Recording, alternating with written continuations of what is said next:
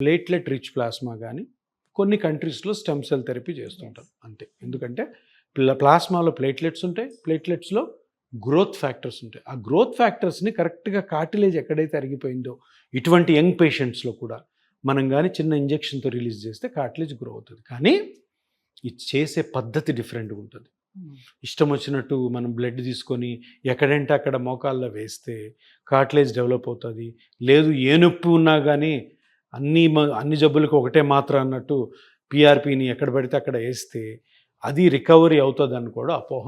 అటువంటి డాక్టర్ల దగ్గరికి వెళ్ళకండి. ఎందుకంటే దీని గురించి బాగా సబ్జెక్ట్ ఉండి దీని గురించి బాగా ఎక్స్పీరియన్స్ ఉన్న డాక్టర్లు ఎవరైతే ఉన్నారో వాళ్ళ దగ్గరికి వెళ్ళి కరెక్ట్గా స్కానింగ్ చేసుకొని ఆ స్కానింగ్లో డాక్టర్ గారు మీకు ఎక్స్ప్లెయిన్ చేస్తారు.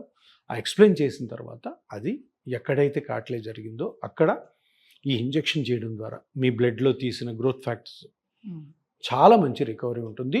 ఇంకొకటి చాలా మంచి రికవరీ అయినా అవ్వకపోయినా కానీ ఆ వయస్సులో ఉన్న ఏకైక ట్రీట్మెంట్ ఇది.